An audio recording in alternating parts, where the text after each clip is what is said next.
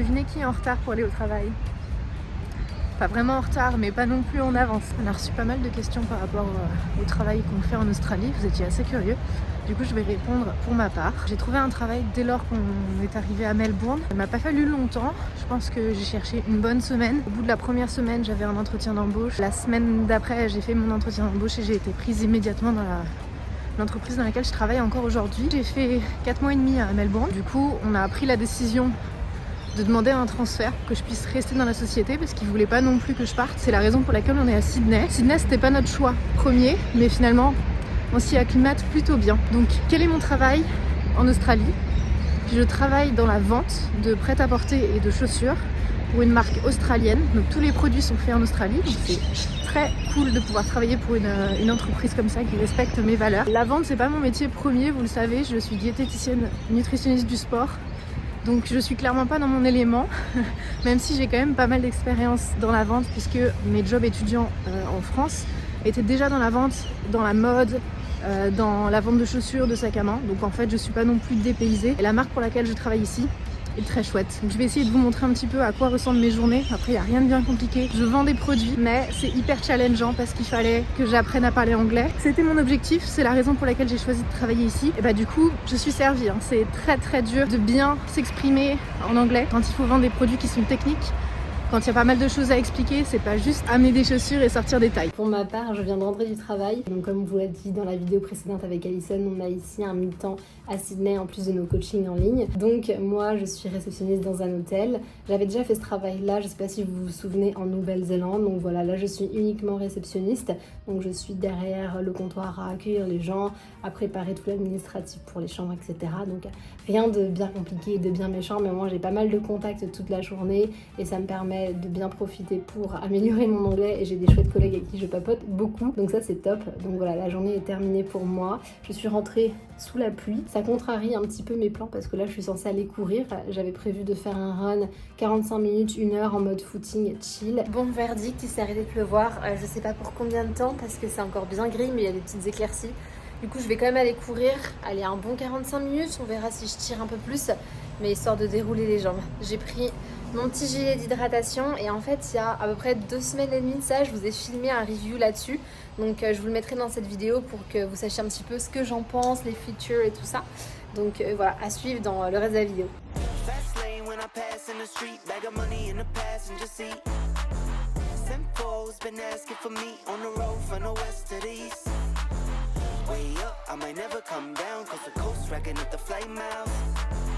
So high, might never come down. So what? This is my lifestyle.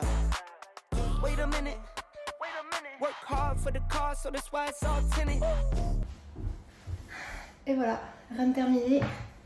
On est parti sur un petit 10K finalement. Ça donne quoi tout ça? Un petit 10 km, 55 minutes, moyenne 5,34 minutes au kilo. Bon voilà, ça c'est une bonne chose de fait. J'avais les jambes un peu lourdes sur les 3 derniers kilomètres. J'ai trouvé dur la dernière montée, mais en vrai ça l'a fait et puis surtout ça fait du bien de prendre l'air. Donc là je vais aller me doucher et pendant que je me prépare, je vous propose un petit retour en arrière pour vous faire le review de ce gilet que j'avais filmé pour vous. Alors oui, même si j'ai pas été très régulière dans ma pratique, je l'ai quand même testé, j'ai quand même fait quelques sorties avec. Et le but c'est que je vous explique pourquoi je l'ai acheté, quels sont les avantages et les inconvénients de courir avec un gilet d'hydratation, avec celui-là en particulier. Et voilà, je vais vous présenter tout ça. Bon déjà je vous avais dit que j'avais besoin d'un gilet d'hydratation, enfin besoin c'est un grand mot, que j'avais décidé de partir avec un gilet d'hydratation parce que mon événement est cupless. Ça veut dire qu'il n'y aura pas de petits verres, il n'y aura pas de gobelet pour s'hydrater. Donc il faut avoir sa gourde ou son propre moyen de s'hydrater tout le long de la course et de préparer ses ravitaux. Donc moi je suis partie sur un gilet d'hydratation parce que j'étais sûre que j'allais vouloir continuer sur de la longue distance. Je voulais être complètement autonome sur la gestion de mon hydratation et de ma boisson de l'effort. Je voulais pas dépendre des ravitaux parce que je sais pas exactement comment ça va s'organiser et que voilà, j'avais envie de tester cet équipement pour voir si ça pouvait me correspondre. Du coup j'ai fait quelques sorties avec et j'ai quand même repéré des points positifs mais aussi des points négatifs. Donc moi celui que j'ai choisi c'est le Salomon Active Skin 4. Donc voilà à quoi il ressemble. En tout cas sur tout ce que j'ai essayé, c'est sur celui-ci que je suis partie.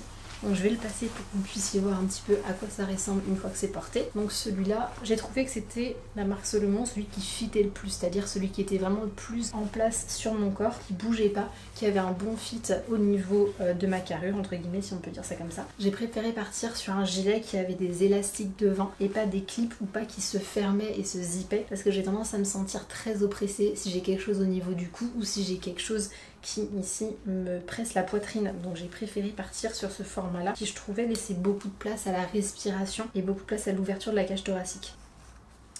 Voilà.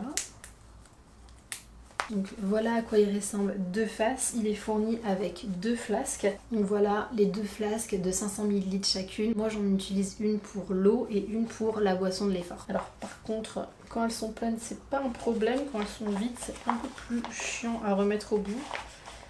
Voilà, et le petit élastique pour pouvoir venir sécuriser la bouteille et qu'elle ne bouge pas trop. Moi j'ai pris le gilet en taille M. Taille S, il y avait un peu moins d'écart ici au niveau des épaules, mais par contre ici au niveau des bras ça remontait trop sur mes aisselles et du coup ça me crée une forme d'irritation, tandis que là j'ai bien la place. Alors je sais pas si je vais réussir à vous montrer le dos et à vous parler en même temps, si vous allez bien m'entendre avec le micro, mais je vais essayer de faire ça. Quand vous regardez le dos ici au niveau du gilet, on a une première poche ici qui n'est pas zippée, qui est ouverte, qui permet de venir glisser une autre poche d'eau avec un tuyau pour venir boire devant. Et sinon, ce côté-là, on a accès à une poche latérale. Bon, on va commencer par les avantages. Alors, les gros avantages du gilet, c'est d'être complètement autonome sur les sorties, que ce soit en termes d'hydratation, de nutrition ou d'équipement type coupe-vent, lunettes de soleil ou autre si on veut pouvoir switcher dans la journée. Donc moi je l'avais vraiment choisi pour ça, c'est parce que vu que je m'entraîne majoritairement en ville et que je pars faire des sorties trail le week-end ou quand j'ai le temps, et ben moi je peux tout avoir dans le gilet, c'est-à-dire que je peux avoir mon téléphone pour payer mon ticket de bus, je peux avoir mes clés, j'ai tout ce qu'il faut au niveau hydratation, nutrition, je peux prendre plusieurs couches avec moi si j'ai besoin, s'il fait froid. Donc c'est aussi le fait d'avoir des options quand on veut partir à la journée. Est-ce que ça convient à tout le monde d'avoir un gilet d'hydratation pour ses sorties, courses à pied plus ou moins longues? Alors oui et non, il n'y a pas de réponse universelle à cette question. Si vous avez envie de vous entraîner avec un gilet d'hydratation parce que c'est plus facile pour vous, que vous avez envie de boire régulièrement, que c'est plus facile pour trimballer vos clés ou autres, que vous êtes plus à l'aise que d'avoir une ceinture et une flasque à la main, oui, évidemment. Est-ce que c'est obligatoire? Non, absolument pas non plus. Donc là, c'est vraiment en fonction de vos préférences. J'aurais pu choisir en alternative d'avoir une flasque à la main, une gourde à la main et une ceinture derrière pour pouvoir mettre mes snacks et ou mon téléphone pour les sorties longues. Moi j'ai choisi le gilet parce que j'aime pas avoir quelque chose dans les mains quand je cours. Je trouve que ça me déclenche beaucoup plus rapidement un point de côté. Donc moi j'ai choisi la facilité et puis j'avais envie de tester, voir si ça me convenait. Et vu que je sais que je pars dans un principe où je vais continuer à faire de la longue distance, ce serait devenu un achat que j'aurais fait à court, moyen ou long terme dans tous les cas. Maintenant les points négatifs, parce que je pense que c'est aussi très important de le souligner. Alors je pense pas m'être trompée dans la taille, parce que la taille en dessous c'était vraiment trop petit, ça j'en suis sûre, et je pense que peu importe la taille j'aurai ce problème, c'est-à-dire que j'ai la peau très sensible et que le tissu ici de la lanière vient faire une forme de frottement sur ma peau. C'est pas désagréable et ça me fait pas de grosses irritations, mais je le sens. Donc je pense que je suis obligée de le porter soit avec un t-shirt qui va venir monter jusqu'au niveau de mon cou, soit avec un manche longue. Là je l'avais porté sur ma première séance avec un débardeur, j'ai senti que ça travaillait la peau, moi qui ai la peau très sensible. Après peut-être que ça le ferait pas à tout le monde non plus. Autre point négatif, gérer la gestion de l'hydratation avec des flasques. Alors, moi, il y a eu 1 ou 2 reprises où j'ai failli m'étouffer en essayant de boire pendant ma course. C'était pas vraiment le fait de boire en courant, c'était plus la façon dont les gourdes sont faites. C'est-à-dire que quand on vient boire comme ça, que ce soit sur le côté ou même juste avec la flasque à la main, pour venir boire dans la flasque, on est censé presser avec les lèvres sur la partie en caoutchouc pour récupérer de l'eau. Dans la théorie, tout va bien, sauf que si on fait rentrer de l'air avant d'essayer de s'hydrater, on va absorber de l'air au moment où on veut boire et clairement c'est la recette parfaite pour s'étouffer et moi ça m'est arrivé à plusieurs reprises. Alors je pense pas que ce soit un inconvénient majeur, c'est juste qu'il faut vraiment s'habituer et je pense que ça peut prendre du temps. Et enfin, dernier inconvénient, le gilet tient un peu chaud. Alors sur ma première sortie, j'avais dû m'arrêter pour enlever le haut et j'en avais profité pour enlever mes lunettes de soleil, donc j'avais pu tout caser derrière dans le petit sac. Mais même en étant en débardeur, j'ai eu quand même un petit peu chaud. Alors c'est peut-être que moi je suis assez sensible à ça il y a des personnes, je pense, ça leur pose pas de problème, mais c'est à prendre en considération. Moi, je voulais un gilet qui était plus petit de base, où là, toute la partie au niveau du torse et au niveau du buste était plus fine, mais j'en ai pas trouvé. J'ai fait tous les magasins, j'ai rien trouvé de plus petit que celui-là. C'était déjà celui avec le minimum de litrage. C'est peut-être moins dérangeant si c'est l'hiver, comme ça va être le cas pour moi dans les prochains mois à Sydney. Donc voilà, pour l'instant, je continue d'expérimenter. C'est mes premiers retours. Je suis quand même très satisfaite, très contente, parce que je trouve qu'il fit super bien. Je trouve la qualité des matériaux est vraiment top, la qualité des coutures, la qualité du fitting sur le corps est super bien, c'est très impressionnant. Franchement, pour l'instant, je suis plutôt satisfaite de l'achat. Bon, j'ai pas pu beaucoup filmer aujourd'hui parce que ça a été assez chargé au boulot. J'espère quand même que vous allez pouvoir voir quelques petites images de ma journée. Il est 19h, en fait je me suis trompée, j'étais persuadée que je terminais à 18h, sauf que ma manager a changé mes horaires à la dernière minute et donc du coup j'ai terminé à 19h. J'aurais pu aller à la salle, mais Morane a fait des crêpes. Donc j'ai plutôt envie de rentrer et de manger des crêpes, si vous voyez ce que je veux dire. Donc je pense que j'irai à la salle demain matin. Tu fais quoi, Alison? T'as la flemme de sentir une cuillère. J'ai percé ma crêpe. Feignasse. Oh la feignasse.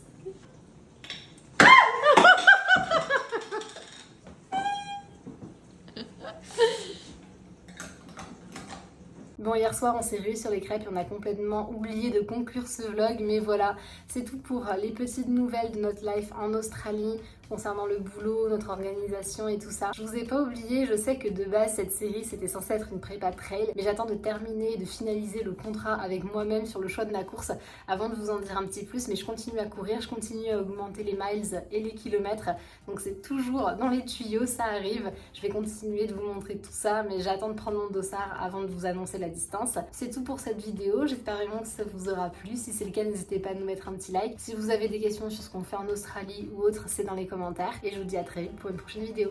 Ciao!